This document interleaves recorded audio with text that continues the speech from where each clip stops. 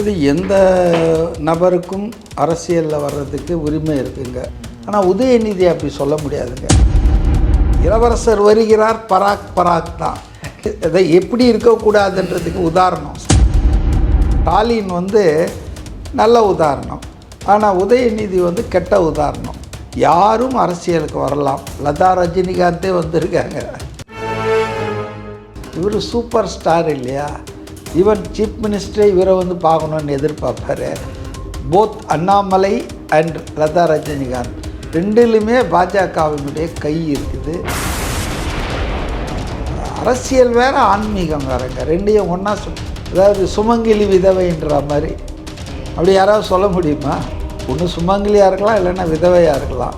இவர் அரசியலையும் ஆன்மீகத்தையும் சேர்க்கும் போதே இவர் ஒரு கபட வேடதாரின்னு தெரியலையா உங்களுக்கு? இது ரஜினிகாந்துக்கு விஜய் மேலே இருக்கிறது தீராத வன்மம் தான் நினைக்கிறேன்.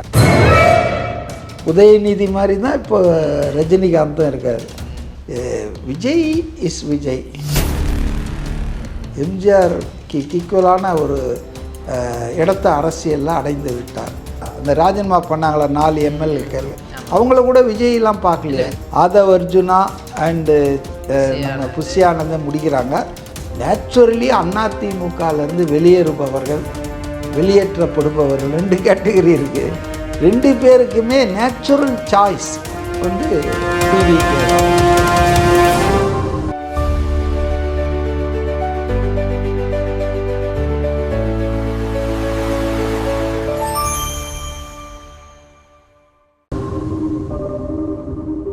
வணக்கம் சார்.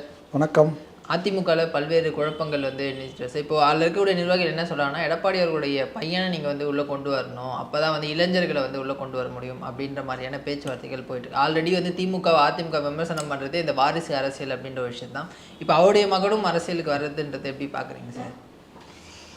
இது எந்த நபருக்கும் அரசியலில் வர்றதுக்கு உரிமை இருக்குங்க. அவர் எந்த தொழில், எந்த துறை, யார் மகனாக இருந்தாலும் தப்பு கிடையாதுங்க. ஆனால் வந்த உடனே துணை முதல்வர் ஆகிடக்கூடாது. வந்த உடனே இளைஞர் அணி ஒரு உறுப்பினராக ஆகட்டும், அப்படி வரணும். ஸ்டாலின் மாதிரி. ஸ்டாலின் வந்த உடனே எம்எல்ஏ ஆகலை, வந்த உடனே இளைஞர் அணி செயலாளர் ஆகலை, வந்த உடனே துணை முதல்வர் அமைச்சர்லாம் ஆகலை. He has waited for patiently. அவர் லேடர் ஏறி தான் வந்தார். ஆனால் உதயநிதி அப்படி சொல்ல முடியாதுங்க. வராரு, எம்எல்ஏ ஆகிறாரு, அவருக்காகவே இளைஞர் அணி பொறுப்பில் இருக்கிற வெள்ளக்கோயில் சுவாமிநாதனை தூக்குறாங்க. மாநாடுக்கு நாடெலாம் இல்லை, மாநாட்டில் மாற்றினா அது ஒரு இயற்கையாக தெரிஞ்சிருக்கும். இளவரசர் வருகிறார், பராக் பராக் தான். இது அதை எப்படி இருக்கக்கூடாதுன்றதுக்கு உதாரணம் ஸ்டாலின் நல்ல உதாரணம். ஆனால் உதயநிதி கெட்ட உதாரணம். அதனால தான் பார்த்தீங்கன்னு சொன்னால் முணுமுணுப்பு வந்துடுச்சு கட்சியில். இப்போ இன்னைக்கு கூட நான் பார்த்தேன், கேபி முனுசாமின்னு இருக்கார் இல்லையா, முன்னாள் அமைச்சர். அவர் ஒரு அறிக்கையோ இன்டர்வியூ கொடுத்துருக்கிறாரு. அதில் என்ன சொல்கிறாருன்னா, நிதின் வர்றதை பற்றி யாருக்கும் எந்த பிரச்சனை இல்லைப்பா. அப்பா ஒரு கட்சியில் இருக்கிறனால நேச்சுரலி பையன் அந்த கட்சியில் அபிமானத்தில் இருக்கிறதோ ஆக்டிவிட்டீஸில் இன்வால்வ் பண்ணுறதோ தவிர்க்கவே முடியாதுங்க. அதனால் அதை நம்ம குடும்ப அரசியல்னு சொல்ல முடியாது. அவர் விருப்பத்தில் வராரு. ஆனால் வர்றவர் முனுசாமி சொன்னதை சொல்கிறேன், கேபி முனுசாமி. அவர் கீழ்மட்டத்திலேருந்து வேலை செஞ்சு அவர் அப்படி மேலே வரணுமே தவிர, எடுத்த உடனே ஒரு அணி பொறுப்பாளர் அல்லது கட்சியில் ஒரு நிர்வாகி அப்படின்னு கொடுக்கறது சரியில்லை அப்படின்றது தான் அவரும் சொல்லியிருக்காரு. அதனால் யாரும் அரசியலுக்கு வரலாம். லதா ரஜினிகாந்தே வந்திருக்காங்க. அவங்க எதுக்காக வந்தாங்கிறது வேற ஒரு கால்குலேஷன் இருக்குது சார். ரைட். உங்களுக்கு தெரிஞ்சிருக்கு, எனக்கு தெரியல. அவங்க ஏதோ அரசியலுக்கு வந்திருக்காங்கன்னு தான் நினைக்கிறேன். இல்லை, அதான் கடந்த 5 வருடங்களாக பல விஷயங்கள் தமிழ்நாட்டில் நடந்தது. சட்டமன்ற அப்போல்லாம் வாயை திறக்காதவங்க இப்போது திரு விஜய் அவர்கள் 1 மாதம் தான் ஆகுது. அதுக்குள்ளே அவங்களுடைய உணர்வுகளை பார்க்கும்போது ஆச்சரியமாக இருக்குது சார். நேற்று விஜய் அவர்களை விஜய்ன்ற ரஜினிகாந்தை சந்தித்து எல்லா பாஜக தலைவர்கள்லாம் பார்த்துட்டு போயிருக்காங்க. நார்மலாக பாஜக தலைவர்களை தானே ஒரு நடிகர் போய் பார்க்கணும். இவர் சூப்பர் ஸ்டார் இல்லையா? ஈவன் சீஃப் மினிஸ்டரே இவரை பார்க்கணுன்னு எதிர்பார்ப்பார். அதனால் இதில் பாஜகவுடைய பிளான் இருக்குங்க. போத் அண்ணாமலை அண்ட் லதா ரஜினிகாந்த் ரெண்டிலுமே பாஜகவினுடைய கை இருக்குது. அதனுடைய கான்ஸ்பிரசி இருக்குதுன்னு தான் நினைக்கிறேன். தமிழ்நாட்டில் அந்த மதவாத சக்திகளை உற்சாகப்படுத்தணும், வளர்த்து எடுக்கணுன்றதுக்கான ஒரு லாங் டேர்ம் பர்ஸ்பெக்டிவில் தான் இதெல்லாம் பண்ணிகிட்டு இருக்காங்க அப்படின்னு தான் நான் இல்லை எந்த வடிவில் பாஜக உள்ளே வந்தாலும் மக்கள் அதை ஏற்றுக்க மாட்டாங்கன்ற ஒரு இது இருக்குல்ல சார். நாளைக்கு ரஜினிகாந்தே வந்து பாஜக சித்தாந்த பேசினா கூட அவரையும் மக்கள் ஏற்றுக்க மாட்டாங்க. அதனால தானே அவர் அதெல்லாம் பேச மாட்டார். அவர் வந்து ஒரு வேஷம் போட்டுட்டு வந்தார், ஆன்மீக அரசியல்னுட்டு வந்தார். அரசியல் வேறு ஆன்மீகம் வேறுங்க, ரெண்டையும் ஒன்றா அதாவது சுமங்கலி விதவைன்ற மாதிரி அப்படி யாராவது சொல்ல முடியுமா? ஒன்று சுமங்கலியாக இருக்கலாம், இல்லைன்னா விதவையாக இருக்கலாம். ஆன்மீக அரசியல், ஆன்மீகம் என்பது அரசியல்லாம் இல்லாதது, பற்றற்றது தாங்க ஆன்மீகம்ன்றது. சாமியார் மாதிரி ஆன்மீக குருன்றாங்களே, அந்த மாதிரி இவர் வந்து அரசியலையும் ஆன்மீகத்தையும் சேர்க்கும் போதே இவர் ஒரு கபட வேடதாரின்னு தெரியலையா உங்களுக்கு? அது திரு விஜய் அவர்கள் மீது இருக்கக்கூடிய அந்த வன்மமா சார்? ஏன்னா நம்மளால முடியாத நம்மளுடைய சின்ன பையன் அவன் வந்து இன்னைக்கு முதலமைச்சர் ஆயிட்டான்ற அந்த ஒரு இதுவா சார் அவருக்கு? சாதாரணமாக பார்த்தா அப்படி தான் தோணுது. அது உண்மையாக இருக்கணும்னு நம்ம அந்த செயல்பாடுகளில் பார்க்கும்போது ஆமாம்மா, இல்லை அவரை நான் மதிப்பிடுறதே வந்துங்க, அவருக்கு விஜய் மேலே எவ்வளோ வன்மம் இருக்குதுன்றதுக்கு நான் ஒரே ஒரு உதாரணம் தான் சொல்கிறேன். இன்றைக்கி விஜய் வந்து முதல்வராக பதவியேற்று ஜெயிச்சு வெற்றி கொடி நாட்டி ஒரு 30-40 நாட்கள் ஆயிடுச்சு. இதுவரையில் திரு விஜய் அவர்களை நேரிலோ தொலைபேசியிலோ வாழ்த்து கூட சொல்ல முடியாத அளவுக்கு இவர் பிஸியா? புரியுதா உங்களுக்கு? ஆனால் ஸ்டாலின் தோத்துட்டாருன்னா போய் உட்காந்து சமாதானம் சொல்லுவார். அதனால் இது ரஜினிகாந்துக்கு விஜய் மேலே இருக்கிறது தீராத வன்மம் தான் நினைக்கிறேன். அந்த வன்மத்தை அவர் குறைத்து கொள்வது அவருடைய உடல் நலத்துக்கு நல்லது. இல்லைன்னா உடல் நலம் கேடு ஆகிடும். வன்மம் இருக்கக்கூடாதுங்க. உங்களுக்கும் எனக்கும் கூட நமக்கு கடவுள் கொடுத்துருக்காரு, நமக்கு அவ்வளோதான். விஜய்க்கு ஒரு பாக்கியம் கிடச்சிருக்கு. அவர் என்ன பண்ணியிருக்கணும், ஒரு ஃபாதர் ஃபிகர் மாதிரி, ஒரு அப்பா ஸ்தானத்துலேருந்து சந்திரசேகர் மாதிரி இருக்க வேண்டிய ஆள். ஏன்னா அவர் பார்த்து வளர்ந்த பையன்தான் விஜய். இன்றைக்கி இளைஞராகி அவர் மிடில் ஏஜுக்கு வந்துட்டார்.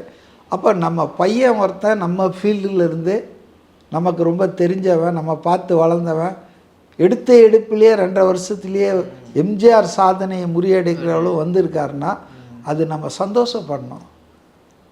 இப்போ காசிக்கு போக முடியாதவங்க காசிக்கு போயிட்டு வந்தவங்களை போய் சேவிச்சுட்டு வருவாங்க, இருக்கு தெரியுமா உங்களுக்கு? அந்த மாதிரி இவர் நினைச்சாரு, இவரால் முடியல, பல்வேறு காரணங்கள், அதை நம்ம இப்போ தனி சப்ஜெக்ட் அது. ஆனால் ஒரு ஆள் வந்து அதை செஞ்சிருக்கானும்போது மனம் வேணும். மனம் ஒத்துக்க மாட்டேந்த உதயநிதி மாதிரி தான் இப்போ ரஜினிகாந்தும் இருக்கார். அந்த கேட்டில் நம்ம லாரன்ஸை உள்ளே கொண்டு வர முடியுமா சார்? ஏன்னா சமீபத்தில் அவருடைய பேச்சுக்களும் வந்து ஒரு மிகப்பெரிய விமர்சனத்தை ஏற்படுத்தி இருந்துச்சு. லாரன்ஸ்லாம் வந்துங்க சரத்குமார், அந்த கேட்டகரி, ராஜேந்தர், எம்ஜிஆர் கேட்டகரியில் தான் விஜய் வராரு. எம்ஜிஆருக்கும் விஜய்க்கு நடுவில் எவ்வளோ பேர் வந்தார்கள் சென்றார்கள். சிவாஜி கணேசன் கூட கட்சி ஆரம்பிச்சிருக்காருங்களேங்க, சொந்த தொகுதியிலே. அதனால் எவ்வளோ பேர் ஆரம்பித்தாங்க. ஏன் விஷால் கூட ஆரம்பிக்கலாம், அவர் வேறு அடிக்கடி பயமுறுத்திக்கிட்டு இருக்காரு. அதனால் வந்துங்க விஜய் இஸ் விஜய். எம்ஜிஆருக்கு ஈக்குவலான ஒரு இடத்த அரசியலில் அடைந்து விட்டார். அவர் இடத்த வந்து யாராலும் இனி சினிமாவில் பிடிக்க முடியும், அட்லீஸ்ட் ஃபார் நவ். அதெல்லாம் எனக்கு என்ன வாய்ப்பு இருக்கிறதா தெரில. சரி, இன்னொரு புறம் வந்து அதிமுக விஜயபாஸ்கர் அவர்கள் தன்னுடைய எம்எல்ஏ பதவி ராஜினாமா பண்ணிட்டு அவர் தாவேக்கால தான் இணைய போகிறான்ற மாதிரியான தகவல்கள்லாம் அதுக்கு வாய்ப்பு இருக்கா, இல்லை திமுக சேர போகிறாரா? யாமறியும் பராபரமே. ஏன்னா இது வந்து அவங்க உள்கட்சி விவகாரம். இப்போ ஒரு கட்சியிலேருந்து தாவேக்கால வந்து இணையிறாங்கன்னா அது ஒரு நாளில் நடக்காது, உடனே நடக்காது. அது ஒரு ப்ராசஸ் இருக்குது. அது போனோம், ஆதவ அர்ஜுனா புசியானதெல்லாம் பார்த்து பேசி வெட் பண்ணி ஃபைனலில் தான் அவங்க வந்து விஜய் சார்கிட்ட போவாங்க. இப்போல்லாம் அதுவே மாறிடுச்சு. இப்போல்லாம் விஜய் வர்றதே கிடையாது. ஈவன் 3 முறை மந்திரியாக இருந்தவங்க இவங்கெல்லாம் போய் இந்த கடம்பூர் ராஜுலாம் வந்து அதெல்லாம் இந்த லெவல்லே முடிச்சிடுறாங்க. ஆதவ அர்ஜுனா அண்டு நம்ம புஷியானந்தை முடிக்கிறாங்க. ஸோ அந்த எம்எல்ஏக்களும் அதே மாதிரி தான். புரியுதுங்களா? அந்த ராஜினாமா பண்ணாங்களா 4 எம்எல்ஏக்கள், அவங்கள கூட விஜய்லாம் பார்க்கலையே. விஜய் பார்க்கல. அதனால் வந்துங்க, ஆனால் விஜய்க்கு வந்து போய் கன்ஃபார்ம் பண்ணால் அப்ரூவல் வாங்கினா தான் இதெல்லாம் நடக்கும். அவரோட அனுமதி இல்ல. அவருடைய ஒப்புதலின்றி அனுமதின்னு சொல்லவானா, அவருடைய ஒப்புதல் இல்லாமல், அவருக்கு விருப்பம் இல்லாமல் யாரையும் சேர்க்க மாட்டாங்க அந்த கட்சியில். அதனால் வந்து இது என்ன ஆவாங்க, அவருக்கு வந்து பேசினாரா, அவர் பேசி அவருக்கு வந்து இது பண்ணியிருக்காரா? நேச்சுரலி அதிமுகலேருந்து வெளியேறுபவர்கள், வெளியேற்றப்படுபவர்கள் 2 கேட்டகரி இருக்குது. 2 பேருக்குமே நேச்சுரல் சாய்ஸ் வந்து டிவிகே தான். ஏன்னா அது அதிமுகவினுடைய அத்தனை கொள்கைகளையும் அந்த தலைவர்களையும் போற்றுகிற கட்சி, கோட்பாடுகளை ஏறத்தாழ ஏற்றுக்கொண்ட கட்சி. அதனால தான் வந்து மதுரை மாநாட்டில் வந்து விஜய் வந்து பார்த்திங்கன்னா, இந்த எலெக்ஷனுக்கெல்லாம் முன்னாலே போட்டார், ஒரு 6 மாதத்துக்கு முன்னாலே என்னவோ, அப்போ போட்டார், வாகை சூடும் வரலாறு திரும்புகிறது. அதில் வந்து அண்ணா 67, 77 எம்ஜிஆர், 2026ன்னு இவர் படத்தை போட்டிருந்தாங்க. அதனால் என்னை பொறுத்த வரைக்கும் அதிமுகவினருக்கு அந்த கட்சியில் இருக்க முடியல, செயல்பட அனுமதிக்கிற மாட்டேன்றாங்க, ரொம்ப ஹராஸ் பண்ணுறாங்க, ரொம்ப நச்சரிக்கிறாங்கன்னா, அவங்க வரக்கூடிய இடமாக வந்து தாவேக்கா தான் இன்றைக்கி அமைஞ்சிருக்குதுன்றதை நம்ம பார்க்குறோம். சாரியாக ஆட்கள் வராங்க. சனிக்கிழமை இப்போ அது ஏதோ புரட்டாசி சனிக்கிழமை மாதிரி வந்துட்டுருக்காங்க. அதனால் அவர் அங்கே வந்தால் நேச்சுரல் சொல்ல முடியாது. அவர் திமுக போகலாம், பன்னீர்செல்வம் போயிருக்காரு. இப்போ பெஞ்சமின் முன்னாள் அமைச்சர், பழைய துணை மேயர், அவர் போயிருக்கிறாரு. இப்போ நான் நினைக்கிறேன் அவர்லாம் கூட இங்கே கதவை தட்டி திறக்காததால் தான் அங்கே போயிருக்காங்கன்னு நினைக்கிறேன். அவங்களுடைய ஃபஸ்ட் சாய்ஸை கூட தாவேக்கா தான் இருந்திருக்கும். ஆனால் தாவேக்கா எல்லாரையும் வந்து சேர்த்துக்கிறது இல்லை, கிளியர் பண்ணுறது இல்லை. அதில் அவங்க பார்க்குறாங்க, இந்த ஆளால் நம்ம கட்சிக்கு நல்லது நடக்குமா, இந்த ஆளால் நம்ம கெட்ட பேர் வருமாலாம் பார்த்துட்டு தான் செய்கிறாங்க.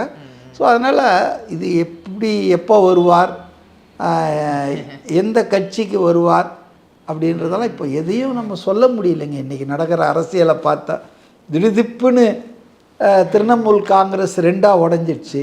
22 எம்பிங்க போய் ஏதோ திரிபுராவில் இருக்கிற ஒரு சின்னூண்டு கட்சி, அதனுடைய பேங்க் பேலன்ஸே 75 ரூபாய் தானா, அதில் போய் 22 எம்பிங்க சேர்றான். அந்த கட்சி தலைவனுக்கு மயக்கம் வந்திருக்கோன்னு. இதெல்லாம் வந்து பாஜகவுடைய பிளான் தாங்க. அதே பிளான் தான் இங்கே அண்ணாமலை, லதா, ரஜினிகாந்த்லாம், வேறு ஒன்றும் இல்லை.